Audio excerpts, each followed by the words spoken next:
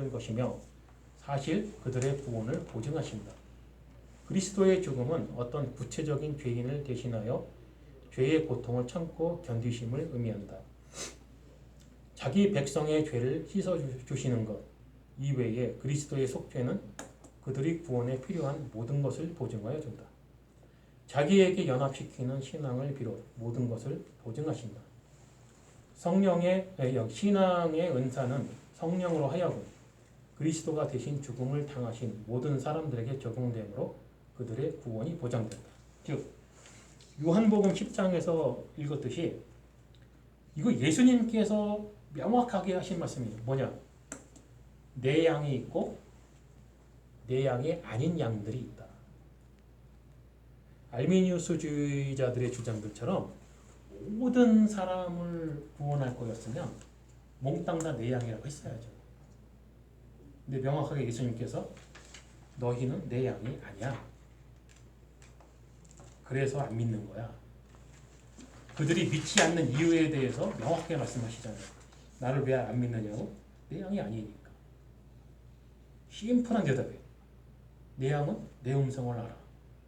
내가 부르면 대답을 해. 아주 심플한 얘기예요. 왜 어떤 사람은 안 믿고 어떤 사람은 믿을까요? 이런 질문들에 대한 궁극적인 대답이에요. 그리스도의 양이 아니니까. 그 이상 어떻게 설명할 방법이 없어요. 하나님이 선택을 안 했다는 거예요. 그래서 구원은 결국에 하나님의 선택에 달린 거잖아요. 자, 이 마지막이 이제 다섯 번째가 개혁주의에서는 이걸 이제 성도의 견인, 지난주까지도 이제 성도의 견인에 대해서 우리가 얘기를 했었죠. 자, 구원받은 사람일지라도 그 구원에서 떨어져 나갈 수가 있다라고 주장하는 게 알미니우스주의자들의 주장인데, 자, 믿고 구원받기로 된 사람도 신앙을 잃으면 구원을 받지 못한다. 이 얘기를 왜 하냐면 이 사람들은 신앙은 내 선택이기 때문인 거예요. 내가 믿든지 말든지 하기 때문에 내가 안 믿을 수도 있기 때문에 이런 얘기를 할 수가 있는 거예요. 일부 알미니안주의자들은 믿는 자들이 그리스도에게서 영원히 보증받는다고 주장한다. 대부분의 알미니안주의에 따르면 인간이 하나님께 순응하는 것이 결정적 요소이므로 주도력을 쥔 하나님과 순응하는 인간의 공동 노력을 통해 구원이 이룩된다. 신인 협동설이죠. 이게 신앙이나 구원은 일방적인 하나님만의 일방통행이 아니라 인간의 협조가 있어야 된다. 모든 사람이 구원받도록 길을 예비했으나 구원은 인간의 자유의지로, 여기서 자유의지가 또 나오죠. 항상 이 사람들은 자유의지를 주장을 해요. 인간의 자유의지로 하나님의 은사를 받아들이고 하나님과 협력하기로 선택한 사람들에게만 효과가 나타난다. 인간의 자유의지가 결정적 역할을 하는 것이 핵심이다. 따라서 구원의 은사를 받아들이는 것은 하나님이 아니고 곧 인간이다. 구원의 주도권이 인간에게 있다는 거죠. 여기에 대한 대답, 하나님이 선택하시고 그리스도가 대속하시고 성령의 신앙을 받은 모든 사람들은 영원히 구원받는다. 하나님의 선택, 그러니까 괜히 전지전능한 게 아니잖아요. 하나님께서 선택한 사람 중에 한 명이라도 잃게 된다면 전지전능이란 이름이 사라져요. 하나님의 권능으로 신앙을 유지하고 인내한다. 구원이란 삼위일체 하나님의 전능하신 권능으로 이룩된다. 성부께서 택하시고 성자께서 위하여 죽으시고 성령으로 말미암아 신앙과 회개를 하게 되어 복음에 순종케 하는 것이다. 이 부분이 가장 저는 감동적이었는데, 성삼위일체 하나님의 구원 사역 정말로 설명 잘했어요. 선택, 그리스도의 대속 부활의 전 과정은 하나님이 하신 일이며, 그렇죠, 하나님이 하신 일이 누가 있어? 오직 은사로서만 가능하다. 따라서 구원의 은사를 받아들이는 자를 결정하는 분은 인간이 아니고 하나님이다. 어떤 사람이 이 은사를 받아들였다면 그건 하나님의 선택에 의한 것이지 그 사람에 의한 게 아니라는 거예요. 여기에 대한 게 요한복음 18장 9절. 이는 아버지께서 내게 주신 자 중에서 하나도 잃지 아니하였삼나이다 하신 말씀을 응하게 하려 함이로라. 이런 말이 있고요. 그 다음에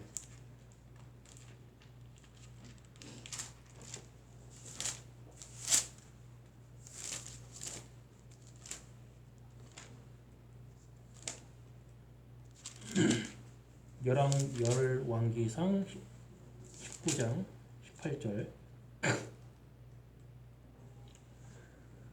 그러나 내가 이스라엘 가운데 7천인을 남기리니 다 무릎을 바알에게 꿇지 아니하고 다 그 입을 바알에게 맞추지 아니한 자니라.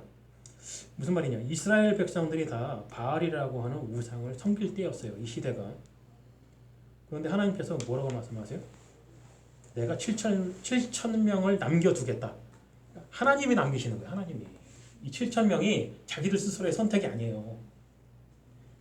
하나님께서 말씀하시기를 전 국민이 이스라엘 백성이 바알에게 무릎을 꿇었는데 내가 그 중에 7천 명을 남겨두겠다. 그들은 다 바알에게 무릎을 꿇지 않았다.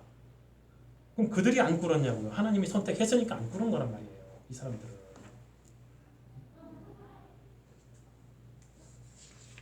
자, 이럼에도 불구하고 알미니우스주의자들이 이렇게 주장한 것에 대해서 이 사람들은 결국에는 펠라기우스의 계보를 이은 사람들이다. 자, 그러니까 칼빈주의라고 하는데 이런 단어에 오해를 하면 안 돼요. 칼빈의 신학은요, 어거스틴 신학을 계승한 거예요. 어거스틴은 사도 바울의 신학을 계승한 사람이에요. 그러니까 어거스틴이나 칼빈은 없는 신학을 어느 날 갑자기 탄생시킨 사람들이 아니에요. 그 사람들은 칼빈은 어거스틴의 신학을 재해석을 한 사람이에요. 그 다음에 어거스틴은 사도 바울의 신학을 재해석을 한 사람이에요. 그럼 사도 바울의 신학은 어디서 나왔어요? 사도 바울이 증명하잖아요. 성령께 배웠어요. 사도 바울은. 사도 바울이 성령한테 배웠다는 것을 말을 했을 때 그게 거짓말이었으면 나머지 12사도는 다 바보였나? 그 사람들이 다 아니라고 주장했어야지. 근데 베드로의 경우에는 명확하게 지지를 선언하잖아요. 바울의 가르침에 대해서 잘 배워라. 이렇게 지지를 하잖아요. 그러면 사도 바울이 성령에게 직접 배웠다는 건 거짓말이 아니라 사실이었다는 얘기죠. 그러면 이 선택에 관한, 구원론에 관한 이야기는 그러면은 그 근거가 어디예요? 예수 그리스도라는 거죠. 개혁주의적 이 구원론에 대한 해석은 칼빈 머리에서 나온 게 아니고 결국에 예수 그리스도의 가르침인 거예요. 그거를 사도 바울이 해석을 했고 어거스틴이 재해석을 했고 칼빈이 재해석을 한 거예요. 근데 이름이 칼빈주의라고 해서 칼빈이 신이냐? 이런 식으로 따지는 사람들은 참 생각이 없는 사람들인 거죠. 그냥 반박하고 싶어서 반박을 하는 거예요. 이 사람들은.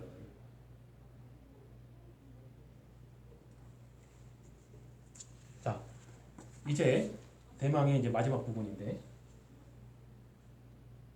요한 웨슬레라고 하는 불세출의 신학자가 등장을 하는데 이 사람이 이제 감리교의 창시자죠.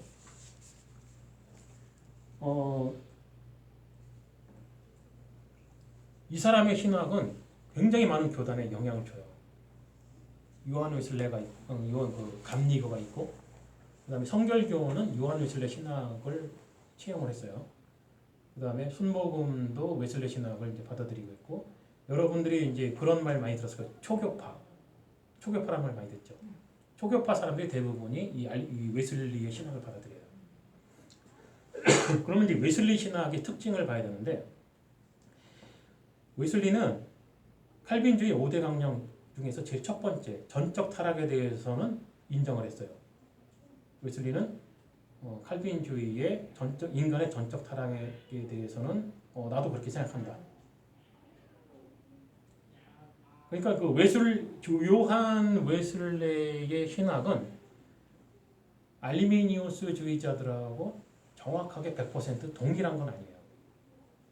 조금 변형이 된 거지. 그러니까 전적 타락 부분에 대해서는 알미니우스주의자들하고는 반대 의견을 가지고 있는 것이고, 그 다음에 조건적인 선택에 대해서는 동의를 해요.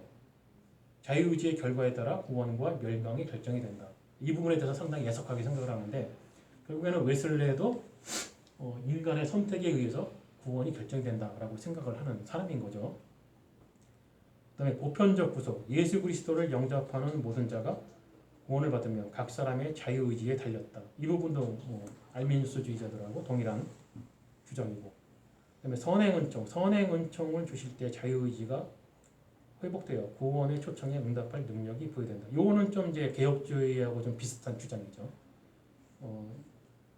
그러니까 성령의 은혜가 주어졌을 때 죄인의 자유의지가 회복이 된다라는 부분에서는 개혁주의하고 좀 아주 흡사한 그런 주장을 하고 있는 거죠. 그 다음에 조건적인 견인은 알미니우스주의자들하고 동일한 주장을 하고요. 인간에게 책임이 있다. 그러니까 그 성도로서 당연히 이행을 해야 할 의무와 책임이 있는 것이다. 근데 개혁주의가 그걸 주장 안 하는 건 아니에요. 오늘 우리 목사님 설교 말씀에도 그런 얘기들 많이 나오지만은 성도로서의 가정생활이라든지 어떤 그 도덕적인 문제 부분에 대해서 목사님께서 그런 설교를 하잖아요. 당연히 세상의 빛과 소금이 되어야 할 교회이다. 그럼 당연히 빛과 소금이 될 만한 도덕적인 어떤 그 잘 살아가는 모습이 있어야 되겠죠. 그렇지 않다면 사람들이 비난을 하겠죠. 그게 신앙생활이고 믿음이라면 나는 안 믿을래. 이런 말이 나올 거 아니에요. 당연히 참된 그리스도인으로서 살아가야 할 모범적인 삶이 있는 건 맞아요. 그렇지만 그 웨슬레이의 이런 주장을 알미니안주의자들과 웨슬레이의 이런 주장을 개혁주의자들이 반대하는 이유는 뭐냐면은 그렇게 사는 건 당연한데 그걸로 구원이 선택이 된다라고 주장한다면 동의할 수가 없다는 거죠. 개혁주의자들은 그게 아니고 구원은 하나님의 선택인 거고 그렇게 부르심을 받았을 때에 구원받은 성도라면 당연히 그렇게 잘 살아야 되는 것이다라고 주장을 하는 거지 그렇게 삶으로 인해서 나의 구원이 선택이 된다라고 주장하는 건 아니라는 얘기죠. 근데 알미니안주의자들과 웨슬레이의 신학에 의하면 나의 선택에 의해서 그런 것들이 결정이 되고 그렇게 살아야 할 책임이 있다라고 주장을 한다는 거죠. 이런 부분에서 상당히 문제가 있다. 자, 지금 이제 우리가 이 5가지 중요한 교리에 대해서 살펴봤지만 핵심적인 내용은 역시 자유의지. 알미니우스주의자들이 주장하는 것은 인간의 자유의지를 지나치게 강조를 하는데 이 자유의지의 출발 자체가 이 사람들은 처음부터 이게 굉장히 중요해요. 인간은 죄를 지었지만 이 자유의지가 여전히 선을 선택할 만큼 살아있다라고 주장을 하는 거고 개혁주의자들은 죄를 지었기 때문에 전적으로 타락했기 때문에 인간의 자유의지는 죄를 선택하는 의지만 남아있다는 거죠. 이게 굉장히 중요한 내용이에요. 그래서 알미니우스주의자들은 인간의 자유의지는 성령의 도움이 필요 없고 스스로가 하나님을 선택할 수 있다. 스스로가 하나님을 찾아서 믿을 수가 있다. 근데 성경은 무슨 얘기를 하냐? 의인은 없나니 하나도 없다. 하나님께서 하늘에서 이 사람들을 이렇게 보니까 아무도 의인이 없더라. 그러니까 알미니우스주의자들의 이 자유의지에 대한 주장을 가만히 듣고 있으면 저 같은 사람은 화가 나는 거죠. 하나님 말을 무시하는 거야 지금? 이런 생각이 드는 거예요. 아니 의인이 없대는데 왜 의가 남아있다는 건가 도대체가. 왜 그런 주장을 하는 건지 저는 이해가 안 돼요. 이 사람들은 우리하고 다른 성경을 가지고 있나. 자, 이게 바로 중요한 겁니다. 성경은 전에도 얘기했지만 성경은 하나님의 말씀이고 하나님의 생각이에요. 그것을 어떻게 해석하느냐에 따라서 종교가 되는 거예요. 알미니우스의 신학을 받아들여서 교단을 마련한 기독교 종파들 다 종교단체예요. 개혁주의자들도 마찬가지예요. 마찬가지로 종교단체예요. 왜? 해석을 했으니까. 해석을 하는 순간 종교가 되는 거예요. 그러나 차이점이 뭐냐? 어느 쪽이 더 성경의 해석과 가깝게 해석을 했느냐? 어느 쪽이 훨씬 더 하나님의 관점으로 해석을 했느냐예요. 지금 여러 성경 구절을 찾아봤듯이 알미니안주의자들의 이 5가지 주장에 대해서 성경은 분명하게 반대 의견을 내고 있다. 우리들이 지금 확인을 했잖아요. 오히려 칼빈주의 5대 강령을 지지하고 있다. 한번 이거 성경 펴놓고 한번 얘기를 해볼 일이에요. 그렇게 주장하는 사람들하고는. 자, 이것을 우리의 아이들에게도 또 우리 주변의 사람들에게도 이야기를 할 필요가 있다. 왜냐하면 수많은 사람들이 정말로 그렇게 생각을 해요. 내가 하나님을 믿는 거라고 생각을 한단 말이에요. 그게 왜 그럴까? 사람들은 어떤 교육을 받지 않으면, 하나님 성령으로부터 교육을 받지 않으면 모든 사람이 동일하게 이렇게 생각을 한단 말이에요. 세상의 수많은 종교들도 똑같아요. 그 종교들이 왜 생겼을까? 사람이 만든 거잖아요. 믿으려고 만들었잖아요. 내가 믿어야 되니까. 그 우상들이 나를 믿게 할 수가 없잖아요. 왜? 실제로 존재하지가 않잖아요. 실제로 존재하지 않는 신이 나를 믿게 할 수는 없잖아요. 하나님만이 정말로 실존하는 유일하신 하나님이시기 때문에 죄인에게 하나님을 믿게 할 수가 있는 거란 말이에요. 실제로 존재하니까. 근데 다른 종교들은 실제로 존재하지 않는 신들이기 때문에 그들은 사람으로 하여금 그들이 자기를 믿게 할 수가 없는 거예요. 결국엔 사람이 믿는 거예요. 자기들이 선택을 해서. 그렇게 보면 알미니우스주의자들의 주장과 똑같죠. 그러면 이게 무슨 말이 되냐? 알미니우스주의자들의 주장은 그들은 종교 행위를 하고 있는 거예요. 새로운 신을 만드는 거예요. 자기들이 생각하고 있던, 자기들이 추구하는 그 하나님을 만들어서 믿는 거란 말이죠. 이게 바로 우상이에요. 그러니까 이렇게 얘기하면은 이제 뭐가 되냐? 우리들이 보고 있는 이 한국에 있는 수많은 교단들, 웬만하면 다 우상이라는 얘기예요. 근데 수많은 한국의 기독교인들이 그렇게 알고 믿고 있다는 거죠. 그렇게 해서 열심히들 하고 있어요. 그렇게 해서 구원받을 수 있다고 생각을 하는 거죠. 결국에는 알게 모르게 구원은 내가 선택하는 것이다. 우리가 선택하는 것이다. 자, 그러니까 구원받을 준비들을 하자. 뭔가를 열심히 하고 봉사를 하고 헌금 많이 내고 눈물을 흘리면서 찬양을 하고 기도를 해서 은혜를 받고 은혜도 자기들이 받는 거예요. 결국엔. 주는 쪽은 하나님인데 그게 아니고 자기들이 은혜를 받는 거예요. 안 줬는데 받았어. 예. 줄 생각도 없는데 한국에 그런 좋은 말 있잖아요. 김치 국물 먼저 마신다고. 생각을 해보면 할수록 어이가 없는 거예요. 그렇게 해서 이 한국교회에는 수많은 문제들이 발생을 하는 거예요. 그렇게 해서 이단 사이비 종교들이 생겨날 수 있는 좋은 토양을 만들어주고 있었다. 왜? 그 상태에서 조금만 말을 바꿔주면 사람들이 확확 넘어오는 거예요. 왜 수많은 사람들이 그런 신천지 같은 이단 사이비에 넘어가겠어요? 자기들이 믿고 싶은 게 있어요. 그 말을 해주는 거예요, 그 사람들이. 그러니까 이단 사이비 이 교주들은요, 천재들이에요. 인간의 심리를 정말 잘 알고 있어. 저 사람들이 뭘 믿고 싶어 하는지를 아는 거예요. 생각을 해보세요. 어차피 사이비에 가담할 사람들은요, 전체 대한민국 국민의 숫자를 봤을 때는 얼마 안 돼요. 한 100만 명이라 칩시다. 100만 명? 대한민국 전체 국민 숫자를 보면 얼마 안 되는 숫자예요. 근데 사이비 교주 개인의 입장에서는 100만 명이면요, 꽤 큰 돈이 되는 거예요. 다 가져오잖아. 돈 가져와. 뭐 인건비도 안 주는데 이래. 얼마나 좋아. 그러니까 자기는 세상 모든 대한민국 사람 모든 사람을 다 자기 교단으로 끌어들일 생각은 없는 거야. 애초부터. 한 100만 명 정도 이 사람들이 믿고 싶어하는 게 뭔지 딱 간파를 하고 있는 거예요. 그리고는 딱 그 말을 해주는 거예요. 뭐라고? 내가 그 사람이야. 그럼 또 이단 사이비 중에 신천지가 아닌 다른 교파에 가 있는 사람들 많죠. 주장하는 게 조금 틀려요. 왜 그럴까? 그 말을 듣고 싶어하는 그룹이 또 있거든. 그럼 그 말만 해주면 돼요.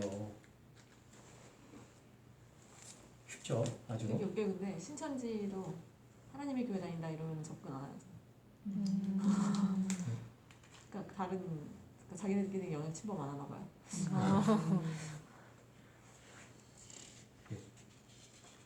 자, 이거 그 오늘 배운 그 우리가 함께한 이 교육 내용은 한 번에 다 설명하라고는 할 수가 없겠고, 여러분들이 한번 생각을 해보세요. 이거를 몇 주에 나눠서 할까? 한 번에 할까? 두 번에 할까? 세 번에 할까? 아니면 한 개씩 한 주에 할까? 뭐 그거는 이제 여러분들이 알아서 생각을 하도록 하시고요. 그래서 여기 그 두 장의 블록을 준 이유가 한 장은 칼빈주의 5대 교리에 대해서, 하나는 알비니우스주의에 대해서 설명을 한 거예요. 그래서 이 세 가지를 비교하면서 쭉 읽어보고 내가 어떻게 설명을 할 것인가를 기획을 하세요. 중요한 건 일단 여러분들의 개념이 중요해요. 여러분들이 이 개념을 확실히 이해를 했는가.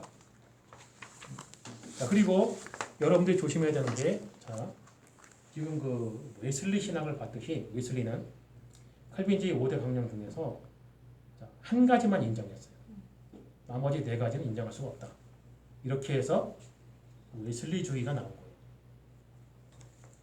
자, 각 사람이 여러분들의 학생들도 그렇고 여러분들 당사자들도 그렇고 그럴 수가 있어요. 나는 이 5가지 다 인정을 못하겠어. 이 중에 한 가지는 이거는 아닌 것 같아. 라든지 뭐 2가지는 그렇고 3가지는 아니고 라든지. 만약에 그런 게 생기면 혼자 고민하지 말고 그때는 진짜 나하고 얘기를 해야 돼. 왜? 그랬을 때 그런 거를 포기하지 말고 설득하라고 나 같은 교사가 있는 거예요. 여러분들도 앞으로 그런 교사가 되어야 돼요. 그런 의문이 생겼을 때는 얘기를 하세요. 우리 교회는 또 훌륭한 또 사역자가 너무 많아. 목사님 계시오. 전도사님 계셔. 물론 뭐 도움될 수 있는 저도 있지만 설명할 수 있는 사람이 굉장히 많아요. 이거는 하나의 축복이에요. 오늘 새로 오신 분 봤죠? 개혁주의 교회 찾겠다고 1시간 반 동안 오셨대. 어디서 오셨는데? 아 이쁘고 하여간 뭐 저도 그렇지만은 이렇게 뭐 이렇게 네이버 검색해 보니까 뭐 이렇게 저런 분이 계시고 저랑 똑같더라고요. 딱 검색해 보니까 아 여기구나 하고 찾아온 거예요. 이게 개혁주의 신학 개념으로 딱 잡힌 사람들은요. 오늘 그 얘기했잖아요. A급 교리 타협이 불가능해요. 어떻게 이걸 인정을 하라고? 도저히 이거는 타협이 불가능한 거예요. 인정이 안 돼요. 도대체가. 믿음이라는 게, 신앙이라는 게 내가 하나님께 주는 선물이라고? 그러면 하나님이 기뻐할 거라고? 그렇게 하면 하나님께 영광이 될 거라고? 개혁주의가 가르치는 건 처음엔 하나님은 이미 받을 영광 다 받으셨다. 우리가 해줄 수 있는 영광이 한 개도 없다. 이것부터 시작하잖아요. 근데 애들이 대답을 안 하니까 인정을 하는지 안 하는지를 알 수가 없어요. 그건 이제 좀 이따 얘기를 하도록 하고. 그럼 질문이 혹시 지금 있나요? 네, 전 다 있어요. 뭐 지금 당장 혹시 이 중에 어느 거한 가지 못 믿겠다 이러는 사람 있어요? 혹시 강의 길어질까 봐 대답 안 하고. 일단 기도하고 마치도록 하겠습니다. 살아계신 나의 아버지 하나님 감사합니다. 오늘 우리가 우리 개혁주의 신학의 5가지 아주 중요한 것을 함께 생각을 해보았습니다. 알미니안주의자들이 주장했던 5가지 반백에 대해서 개혁주의자들이 어떻게 대답을 했는지, 어떻게 성경적으로 대답을 했는지를 살펴보았습니다. 이것이 너무나도 중요한 것은 구원론이고 또 성령론이기 때문에 너무나도 중요하다는 것을 다시 한번 우리가 생각을 해보았습니다. 하나님, 우리의 마음을 열어주시고 우리의 삶을 이끌어주사 우리가 하나님과 함께 동행하는 삶을 살 수 있도록 인도하여 주시옵소서. 이 모든 말씀 우리 주 예수 그리스도의 이름으로 기도합니다. 아멘.